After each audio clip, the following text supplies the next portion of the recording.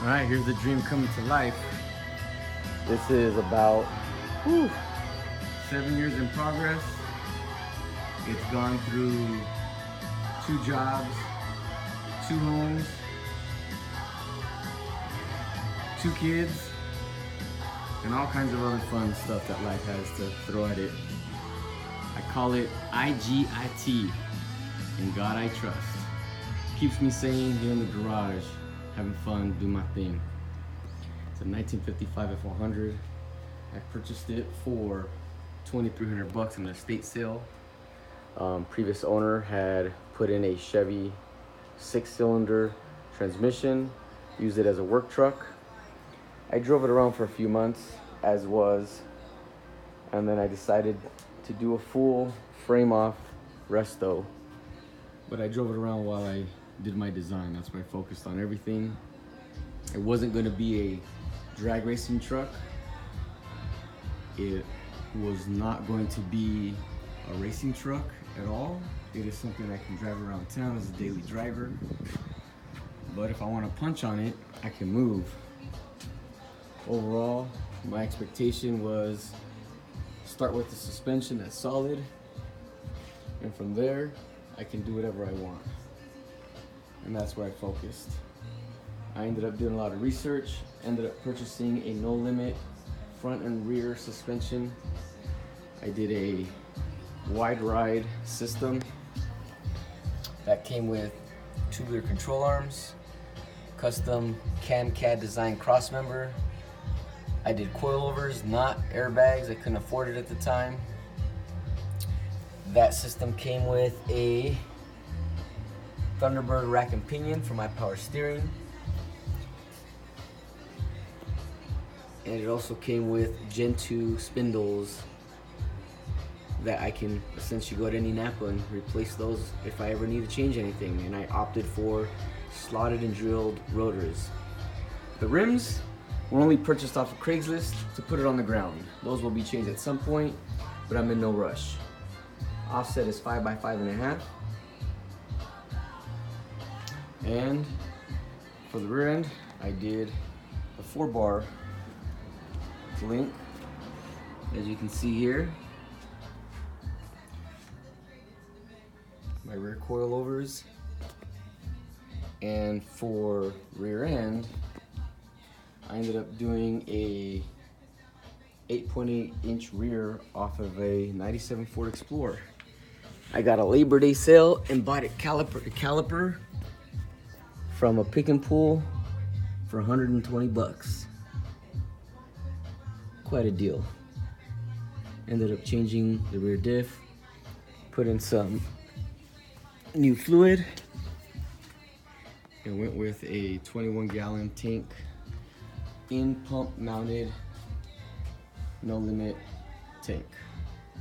I still need to adjust this cross member, but for mocking up and my current purposes, it'll do the job.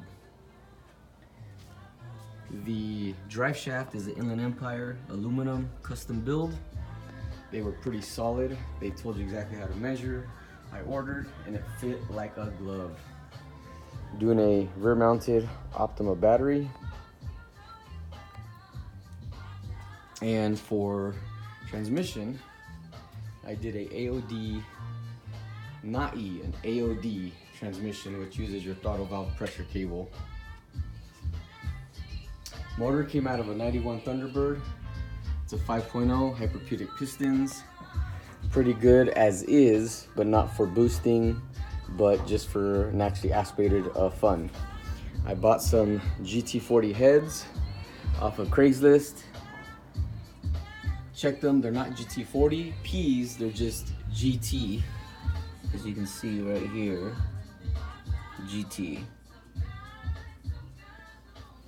Not that I preferred one over the other, that's what I selected. Easier to find. I did a March Performer front runner system. It was a lot easier than having to rebuild. The water pump on this one is SN95 style, so a little hopefully less prone to leak. With a remote power steering reservoir from Marsh Performance, with a Champion aluminum radiator, purchased at Good Guys Car Show, and a electronic fan that is not yet connected. I did a upper Edelbrock Performer RPM with a 1-inch phenolic spacer, and then the Edelbrock Performer lower intake. I did change the springs on the heads, and I did a stage 1 mild cam from Trickflow. I did a remote reservoir for my brake fluid, because with the booster I now don't fit to service it here, so I didn't want to deal with that and then ended up getting rid of it. That is a Lokar pedal with the base. I'm retaining an OEM pedal on swapping that out, but for right now it works well. The brakes haven't bled. I did a classic performance parts, CPP steering wheel, CPP steering column.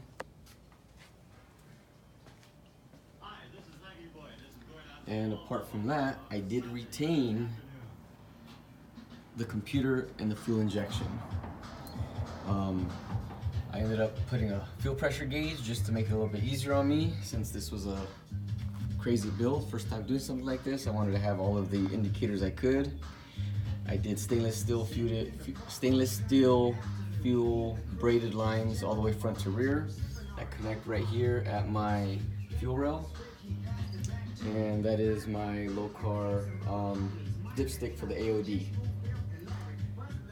At this point, it has been extremely challenging simply to get all of the electronics worked out perfectly. I've spent a lot of time staring at this, staring at these little indicators, different diagrams, different pinout sheets, all kinds. And I think the error that I would recommend people to be cautious of is 91 Thunderbird resembles a 94, 95 SM95 setup, which is not as common as the 87 through 93 Fox body setups. So because of that, I had some additional fun, we'll call it, to get through. Nonetheless, there's my switch, which I have direct power running. Here's some breakers. I believe that's my EEC relay. I have my self-test input. The computer is a whatever here it is. I know it looks kind of like a mess, but to me, it makes sense at least. I did retain the inertia switch just because I had it. Still functioned, as you can see. And there's my fuel pump relay.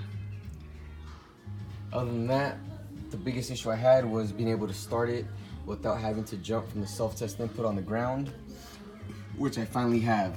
As you can see, when I hit the ignition, I'll get, I don't know if you heard it, but fuel pressure turned on, pressure's on, and then it stopped.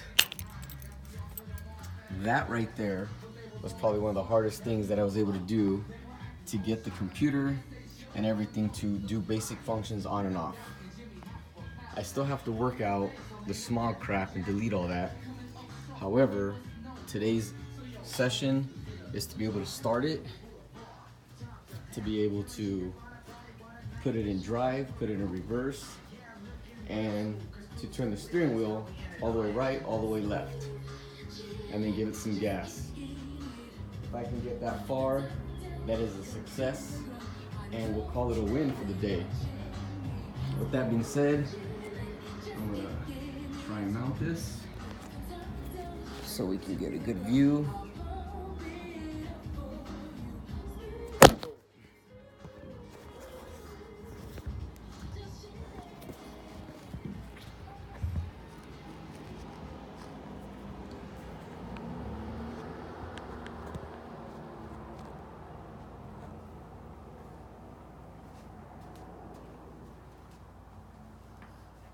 I'm not a builder. I just do this because I like hanging out in the garage. Let's see what we got. Good brake pressure. I'm in park. Fuel pump on.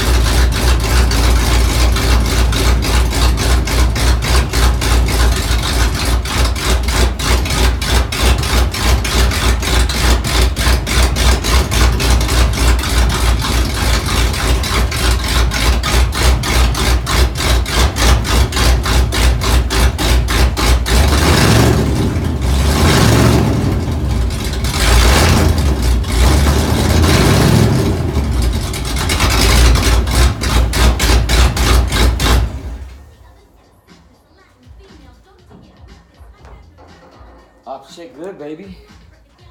All right, making good progress. And I hope I can start at least driving up and down the street, just like we did right here, and I'll focus on the little things like I have been, little by little. All right, everybody, 100.